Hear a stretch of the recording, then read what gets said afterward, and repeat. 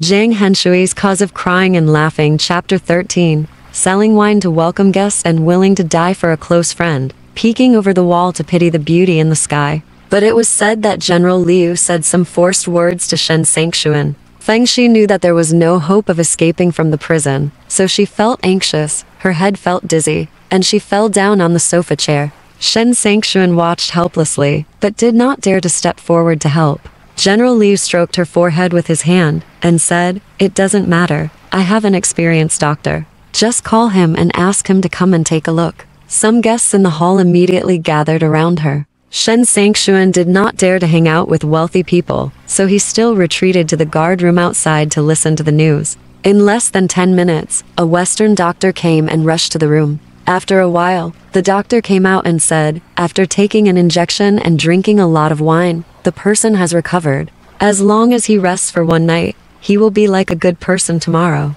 Shen Sangshuan listened. "This news just made a stone fall in my heart. As long as her life is not in danger, it would be better to rest here for a few days." But she hesitated in her heart. She felt dizzy. Should she tell her sister-in-law? At this moment, General Liu sent a Mabian out and said, "It doesn't matter anymore. Go back and call her mother. The general has something to say to her." Shen Sangshuan realized that he couldn't come forward, so he went home and took the mother. The words were told to Aunt Shen. When Aunt Shen heard this, her heart jumped wildly. He found a lot of big and small locks and locked the box and even the door.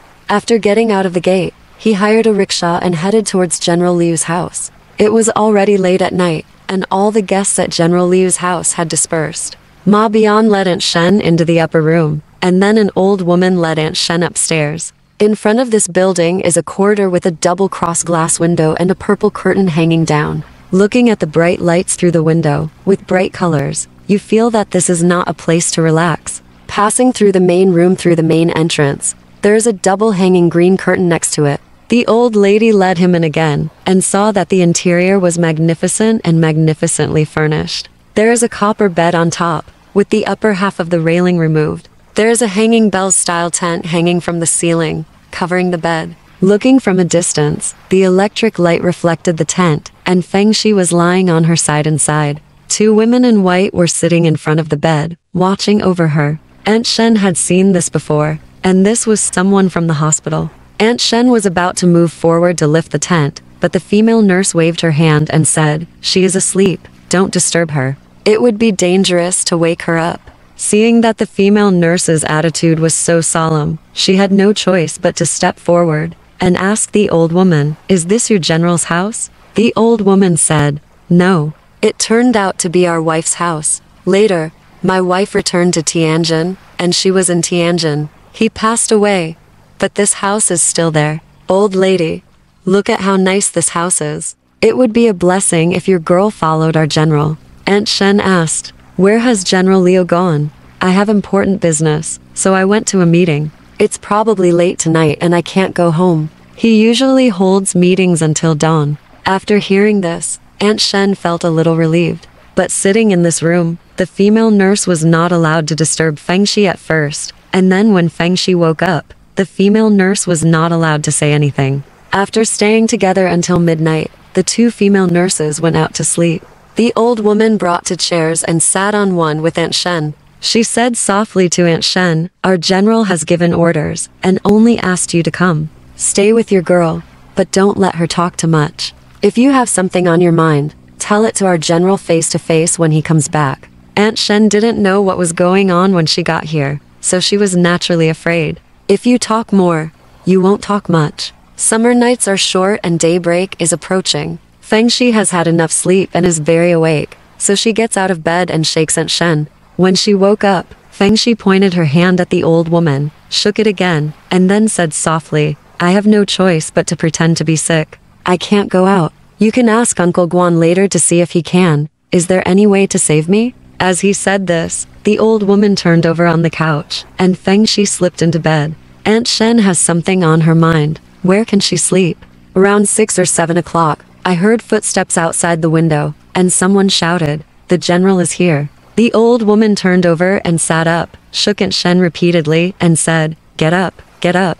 Shen, when the aunt got up, General Liu had already entered the door. She seemed to see two men in short yellow clothes standing there outside the green curtain. She planned to question General Liu, but she was completely frightened back. It was General Liu who pointed at her with the long-handled folding fan in his hand, and said, "Are you Fengshi's mother?" He leaned back his chair and took a step back. General Liu waved his fan around the room, and said with a smile, "Look, how is this place better than your home? Isn't it better for your girl to live here than at home?" Aunt Shen looked up at him, although he was still smiling, but there was a murderous look in his eyes. He dared not refute him, and could only say yes. General Liu said, "You may be tired after staying up all night. You can go back and rest first, and come to my place in the evening. I have something to tell you." After hearing what he said, Aunt Shen took a peek at Feng. I was happy to see her sleeping motionless and looking out of the house. Aunt Shen understood, agreed to General Liu's words and walked out. She remembered Fengshi's words and did not go home. She came to Guan Shoufeng's house all the time. At this time, Shoufeng was doing some early work in the yard. Suddenly he saw Aunt Shen walking in and asked, "Sister-in-law, are you looking for someone for something urgent? Look at your face." Aunt Shen stood calmly and smiled. "I'm asking, is there an Uncle Guan here?"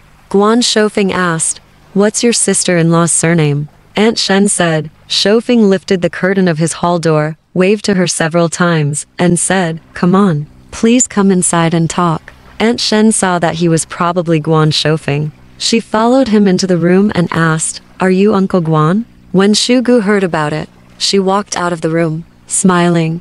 "Aunt Shen, you are a rare guest." Shoufeng said, "Don't be polite, wait for her to speak. I think she is holding back a lot of things to say." "Sister-in-law, you can tell me. If you want my surname to be Guan, I have to say no when it comes to helping, because I'm not a friend." Aunt Shen smiled and said, "Please sit down." She also sat down on a square stool next to the table. Shoufeng said, "Sister-in-law, it's probably not a small matter for you to come to me in person. You tell me." When he said this, he opened his two big round eyes and looked at Aunt Shen. Aunt Shen couldn't bear it anymore, so she told her about General Liu's imprisonment of Fengshi. As for the previous dealings with the Shang family, she only said a few words vaguely. After Shoufeng heard this, without saying a word, he banged the table with a bang. Shugu poured a bowl of tea for Aunt Shen and was putting it on the table.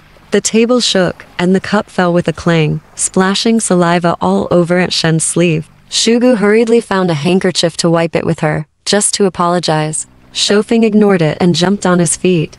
What kind of world is this? In Beijing, where the president lives, they are all so unreasonable. If it were in other places, ordinary people would not live their lives anymore. There are many good-looking girls on the streets. I saw it. Shugu rushed forward, grabbed his hand hard and said, "Dad, what's wrong with you?" After shouting and dancing for a while, "Is this matter over?" Fortunately, Aunt Shen has listened to me a long time ago. You have such a temper for lighting firecrackers. Otherwise, if you had been making trouble like this for a while in your own home, what would that be? Shoufeng asked his girl to persuade him. He suddenly sat back and made a big hole in an old Taishi chair. He followed the chair legs and fell to the ground together. Aunt Shen didn't expect that the old man would give birth to such a big baby. He was stunned, and looked at him without saying a word. Shoufeng stood up and sat on a stone bench near the door. He put his chin in his hands and pouted his beard. He looked at the chair and saw it was broken into pieces.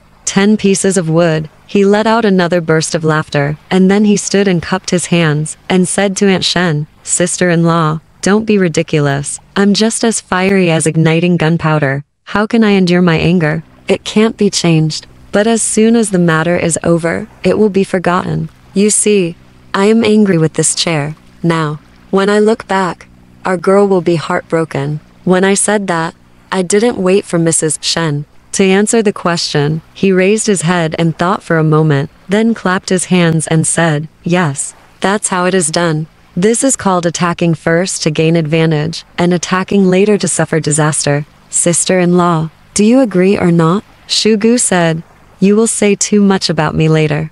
It's okay. You've been making trouble for a long time and haven't said a word. If you ask people if they agree, what do they agree with?" Shoufeng said, with a smile, "Yes, I forgot to tell my sister-in-law. Girl, if I live upstairs as you say, I can rescue her no matter what. But if I do this, I might cause a lot of trouble. Just pack up your soft things tonight. Come to me. Just around the corner from here is the city wall. I have prepared 2 long ropes to lift you out of the city. I have an apprentice who lives in Dawang's Huang, outside the city. Let him take you to stay there for a while until Mr. Fan comes. I'll take you back to Nan, or stay outside the city temporarily. What do you think? Aunt Shen said, that's good, but what can you do to rescue my girl there? Shofeng said, this is my business, so don't worry about it. I want you to have a simple meal at my place. I wonder if you have the time. It's not just about eating, I have to introduce a few friends to meet you. Aunt Shen said, if you leave me to say something, I'll bother you, but don't bother. Shofeng said, it's easy, but I'm not asking you. Then he put his hand in the middle of his belt. After groping for a while in the old bag, he took out a silver coin and some scraps of copper coins. They handed them to Shugu, and said, take the gourd and put 2 pounds of white dry on it. If you have more, buy vegetables. When you get back, ask Aunt Shen to help you do it, and I'll go find your senior brothers. After saying that, he found a blue cloth coat and put it on before going out. Shugu cleaned up the house. It was inconvenient to leave Aunt Shen alone at home, so she invited her to go out to buy wine and food. When she came back, Shugu bought 50 steamed buns and asked the noodle shop to bake 10 kilograms of homemade cakes. At 12 o'clock, they were delivered to her home. Aunt Shen said, Miss, how many guests are you inviting? Prepare these foods. Shugu smiled and said, I will prepare food for 3 guests. If there are 4 guests, there may be famine. Aunt Shen listened to Shugu's words and was just surprised in her heart. She accompanied her home and washed the vegetables. When she heard a chaotic sound of footsteps at the door, she saw a person who came first. He wore a shabby straw hat, tilted backwards, and a short coat with all the buttons open to his chest, revealing a dark and fat chest. There was a long-faced, hawk-marked man, and a bald man behind him. They both smiled and called her junior sister and clasped their fists to bow. Finally, it was Guan Shofeng who came in with a lamb leg in his hand. He raised it from a distance, and said, your senior brother Zhou is unwilling to eat our meal for free, but he still gave us a lamb leg. Let's roast it and eat it. Then he put the lamb leg on the table under the eaves and led everyone into the house. Aunt Shen also came in to meet them.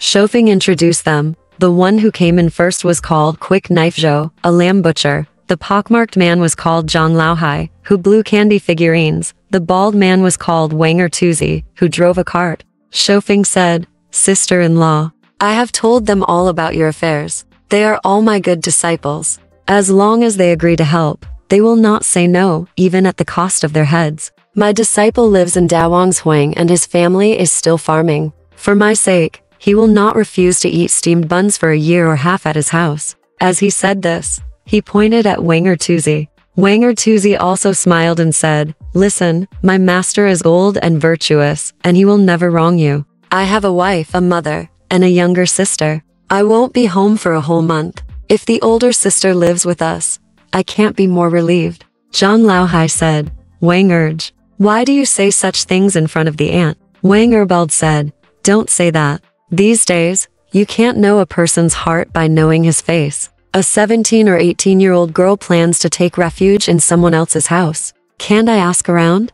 I might as well say it out loud, so that people won't worry. It's not nice to hear, but isn't it better than people wondering in their hearts?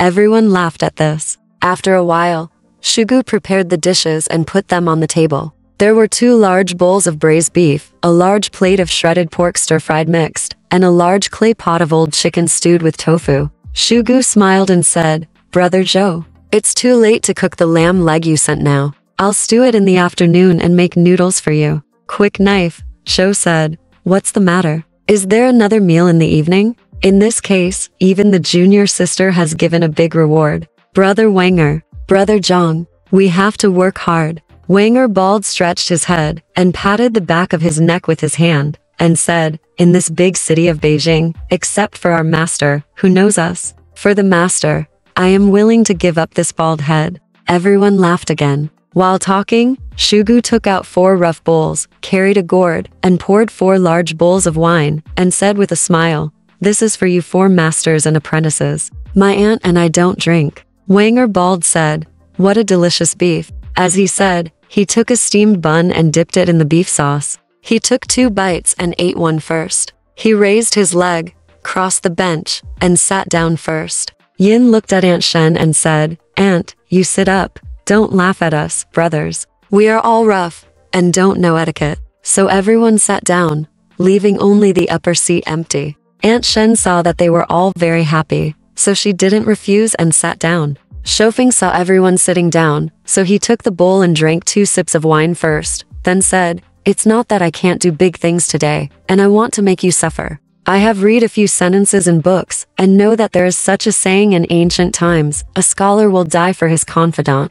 How can the masters and young masters look at people like us? But this Mr. Fan is different. He made friends with me and saved my life. When he made friends with me, not only were his relatives unhappy, but even the servants in his relatives' homes looked at him unpleasantly. I have seen the children of rich and powerful families, and none of them is as broad-minded as him. Baldy, didn't you say that no one knows you? I dare say that if Mr. Fan meets you, he will know you. We must make friends with such friends. The daughter of this aunt is Mr. Fan's unmarried young wife. Can we watch her suffer?" Shugu said, "You want the 3 brothers to help, but you just say you need help. This is irrelevant. After a while, we still haven't talked about the main topic." Kuido Zhou said, "Master, we are all directors, so you don't need to say anything. Even if you don't say anything, you ask us to do a little thing. What's the problem?" While talking, everyone started eating and drinking. After they finished drinking, they all held the steamed buns in their left hands and the chopsticks in their right hands, and kept eating. 50 steamed buns, Shen Danyang and Shugu only ate 4 or 5, and then they were all gone. Then the noodle shop brought the pancakes, and the 4 masters and apprentices each took a 4-liang pancake, spread it on the table, put a handful of shredded meat and mixed meat on the pancake with chopsticks, and then rolled the pancake into a fist-sized roll and ate it. After a while, the pancake was eaten up. Shugu filled a few large bowls with red bean and rice porridge and set them aside to cool. When they were served, the porridge was finished. Aunt Shen sat there, stunned. Shoufeng said with a smile, "Aunt, are you a little scared when you see us eating? Maybe we can eat as much as we want. We can eat 3 to 5 pounds of noodles without feeling tired. Otherwise, where do we get the strength to eat hundreds of pounds of noodles?" Baldy Wanger stood up and said with a smile, "Master, if you hadn't said these words, I really wouldn't dare." He didn't finish the rest. He had already brought the clay pot of old chicken and stewed tofu, and drank from the pot. He drank the remaining soup in one breath, and put down the clay pot with a huh. He smiled and said to Shugu, "Junior sister, don't be angry. I'm not nice when I'm a guest. I don't want to let my stomach suffer." Shugu smiled and said, "Just eat. No one can stop you. If you think it's not enough, there's half a chicken rack. You can take it and eat it." Baldy Wanger smiled and said, "Eat it if you want. It's not considered greedy in the master's house." So he picked up the half-chicken bone rack in the pot, and the soup and juice dripped all over the table. He didn't ask, but stood, bent over, and chewed the bones. Aunt Shen said with a smile, "The second brother Wang is really interesting. I have a lot of things to worry about, but he made me laugh." This sentence reminded Guan Shoufeng, and he said, "Sister-in-law, you are busy. Please do as you please. I keep you here just to let you meet my apprentice, so that you know they are not bad people. Please secretly tell your eldest daughter that no matter what you see tonight, don't panic. If you panic, things will get bad." Aunt Shen listened and thought to herself, "What are they doing? Don't make a big deal, but they have good intentions, so I can't say this." I thanked them and left. After Aunt Shen left, Shoufeng said to Zhang Laohai, "It's time to use you first. Go and explore the way first, and I'll let Lao Zhou follow and discuss it with you later." Zhang Laohai understood, said goodbye and went back, carrying the sugar figurine, and ran all the way to General Liu's mansion. First, I went to the main gate to have a look. It was in a side alley on the street. There was an open space paved with stone slabs at the gate, surrounded by a splayed wall. In the middle of the wall, there were several locust trees in a row. One was selling fruit, and the other was selling sesame cakes. They rested under the shade of the trees. There were several people who seemed to be servants, chatting and laughing around the carrying poles. 2 guards with big swords on their backs stood on the left and right of the main gate. When he moved, the red and green cloth hanging down from the handle of the sword could not be swung, and it felt murderous. Zhang Laohai rested his load in the shade of the tree, took out the small sugar gong and knocked it twice, and looked at the wall outside the gate. It was all paved with water-polished bricks. Although it was no more than 15 or 16 feet high, there were electric grids on the wall. The wall was level with the eaves, and the wall was the roof. From this wall to the right, turning north, there was a straight alley. Zhang Laohai carried his load and walked into the alley. He saw that the wall stretched very far, until he turned to the next alley. It was clear that the Liu family's house was located directly between the two alleys. Carrying the load, I turned to the back of the house. On the left, it was close to the house, and the alley curved upward. Here was a small corner of the alley, so I rested my load and looked around. I saw that the electric net on the wall was also intertwined, and there were many small iron spikes tied to the wires, and sharp glass pieces were inserted into the wall. When I looked inside the wall, I saw a dense tree branch, as if it was a small garden. In the middle of the bend, there were 3 small attics, which were more than 10 feet higher than the wall. 3 shutter holes were dug in the wall, and the windows were closed. The windows were level with the wall, and only 3 square bricks of granite protruded about 3 or 4 inches. The electric net was only stretched across the top of the window. Zhang Laohai looked at it in a daze, just scratching his hair. Just then, someone said, "Candy Man, why don't you beat the gong?" When Zhang Laohai looked back, it was Guido Zhou who was walking over from the front. Zhang Laohai looked around and saw that there was no one, so he whispered, "I think the door here is very tight. It's not easy to get in. There are only 3 windows upstairs that can be used." Guido Zhou said, "Not only that, I looked. There are police posts at the entrance of the 2 alleys. It's really inconvenient to go back and forth at night." Zhang Laohai said, "Go back and tell the master first. I'll go around here twice and find more ways out." Guido Zhou left, and Zhang Laohai went around the streets and alleys here.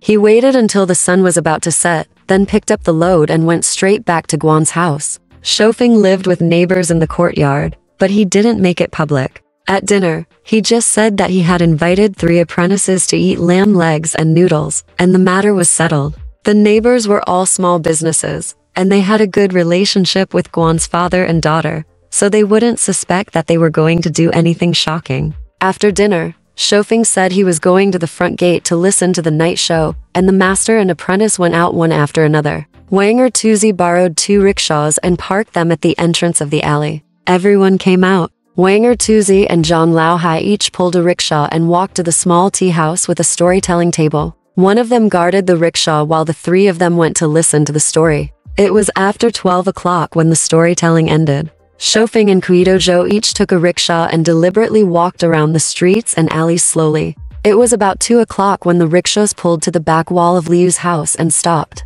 At the corner of this alley, there was a street lamp hanging more than 10 feet high. From the darkness at both ends of the alley, it was clear. Shoufeng took out a big copper coin from his pocket and threw it at the light bulb. With a puff, everything in front of him went dark.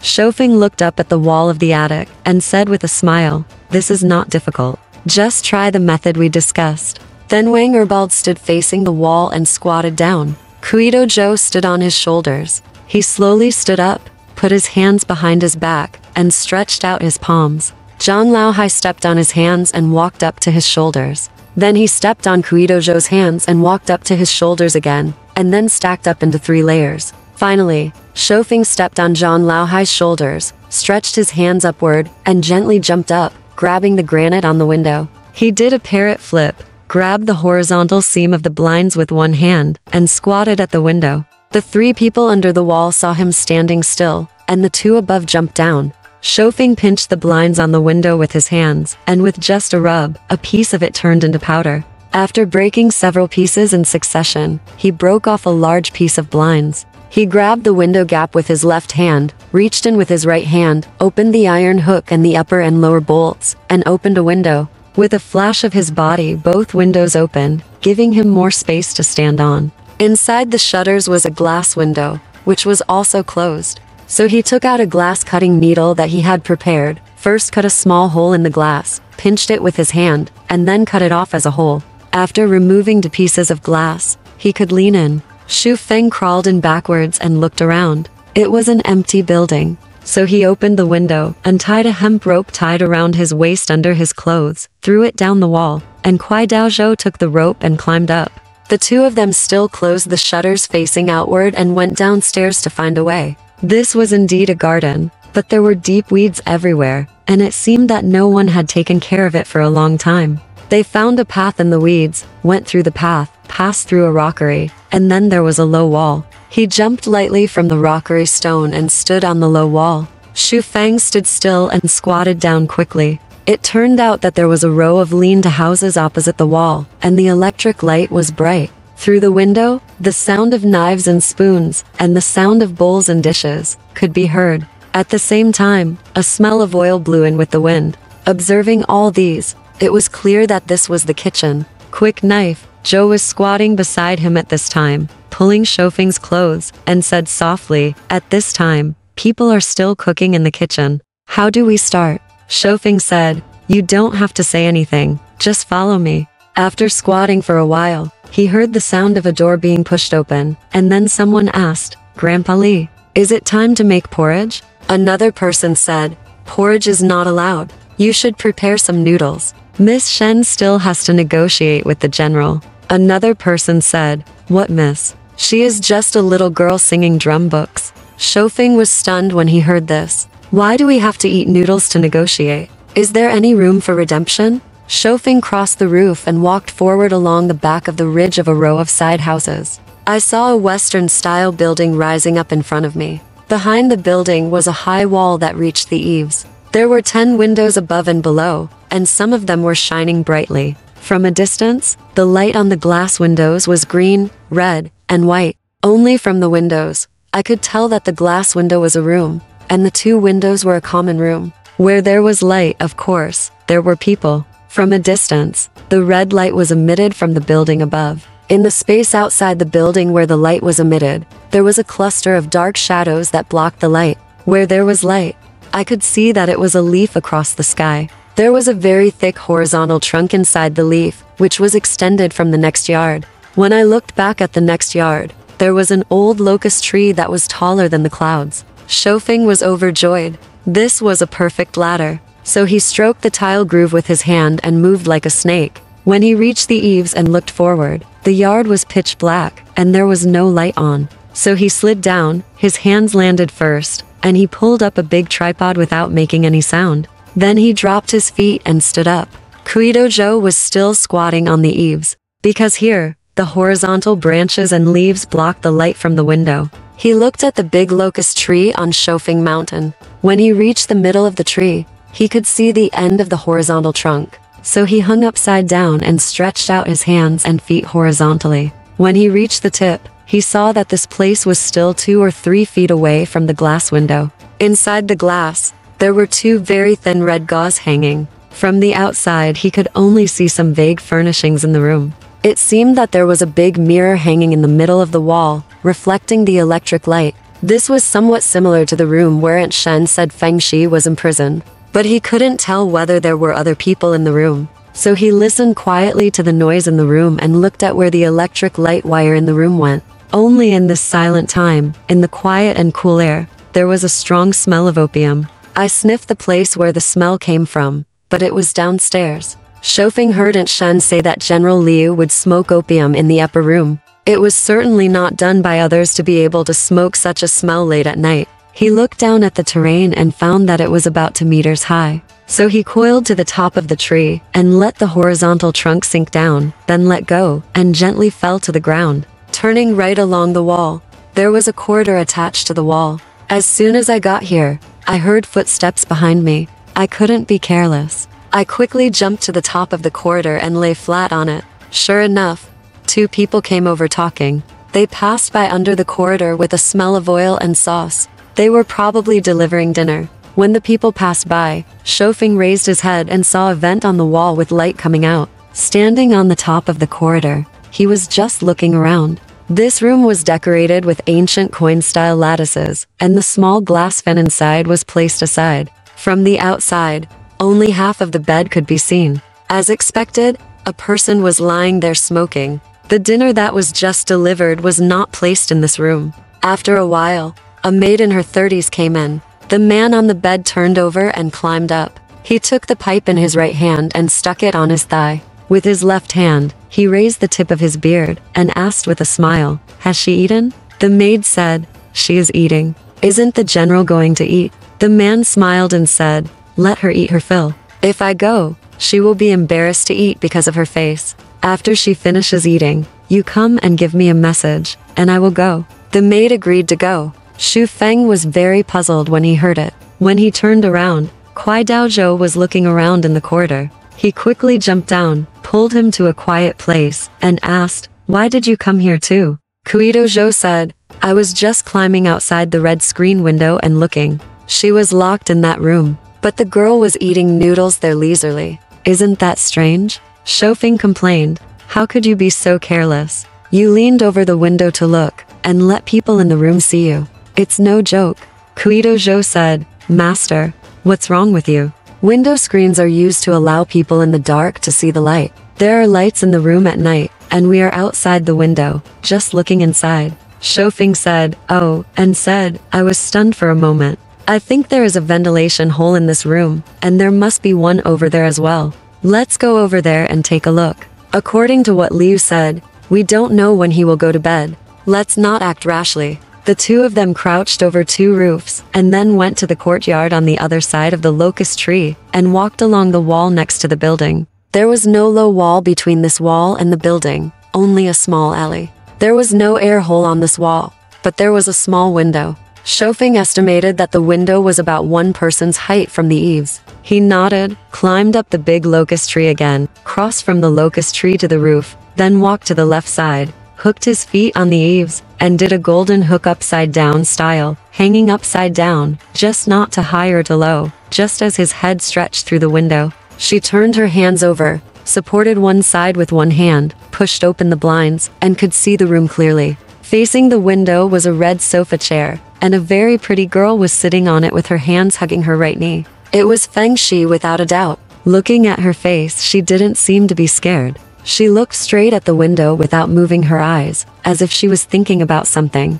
The maid, who had been seen downstairs earlier, took a towel and handed it to her, smiling, and said, "Wipe it again. Do you want to put on some powder?" Feng Shi took the handkerchief, wiped her lips, and lazily threw it to the maid, who took it with a smile. After a while, she brought a powder box, a powder jar, and a small mirror to Feng Shi. Feng Shi really took the powder jar, took out the powder puff, and puffed it twice on the mirror. The maid smiled and said, "This is foreign powder cream. Don't you need some?" She threw it and shook her head. The maid casually put the mirror and powder puff on the table under the window. Looking at the table, there were more than a dozen brocade boxes of different sizes. Some boxes were opened, and some were closed. Looking at the boxes, there were pearls and diamonds shining. Next to these boxes, there were also two very thick account books and a small pile of Chinese and foreign keys. Xu Feng saw it from outside and understood a little. Then, there was a sound of footsteps, and Feng Shi, who was sitting on the sofa, suddenly turned around. It turned out that General Liu came in. He smiled and said to Feng Shi, "Miss Shen, did you hear what I asked them to tell you?" Feng Shi still turned her back and ignored him. General Liu pointed at the things on the table and said, "If you are happy, this is worth about 200,000 yuan, and it's all yours. You follow me, although I can't say that you can have everything you want, but I can guarantee that you will enjoy happiness all your life. What I did yesterday was a bit unfair to you. As long as you promise me, I will save your face." Feng Shi suddenly stood up and asked with a stern face, "I have lost face. How can I save it? You locked the girl up at home. You can do whatever you want, right?" General Liu smiled and bowed to her twice, and said with a smile, "Okay, it's all my fault. If you are happy, let's have a big wedding." Feng Shi still sat down and turned her back. General Liu said, "In the past, I really wanted to treat you as a concubine and lock you up at home. These 2 days, I see that you are a very capable and sensible person, and you are qualified to be my wife. I will officially marry you as my second wife. Since I am officially asking for you, I have to talk about a good match. I have a friend, Brigade Commander Shen, who is also from Beijing. Let him recognize you as his distant sister and marry into our family. Do you think this is enough of an honor?" Feng Shi neither agreed nor refused, and continued to sit with her back to him. General Liu turned around and nodded to the maid, who smiled and left. General Liu closed the door, took the 2 account books on the table in his hands, and walked towards Feng Shi. Feng Shi stood up and shouted, "What are you doing? Are you coming? These 2 account books, as well as the bank vouchers and seals on the account books, are a small favor from me to you. Please accept them in person." Feng Shi stepped back, pushed with his hand, and said, "I don't have such a great blessing." General Liu knelt down, held up the account book, and said, "If you don't take it today, I will kneel all night." Feng Shi leaned against the sofa armrest and was stunned. After a pause, Yin said, "If you have something to say, just stand up and say it. You are a general. Why are you like this?" General Liu said, "I won't stand up unless you take it over." Feng Shi said, "Oh, I am really fed up with it. I will take it over." As she spoke, she smiled sweetly. It is true that ruthlessness is the most precious thing. It can change the hearts of children all over the world. Shoufeng saw it from outside, and he loosened his foot and fell down the wall, falling directly to the ground under the alley. Kuido Zhou saw it from the low wall and thought that his master had lost his footing, so he was shocked. If you want to know whether Shoufeng is in danger, I will tell you next time. Alright, this part of the story ends here. Want to know what happened next? Let's listen to the breakdown next time.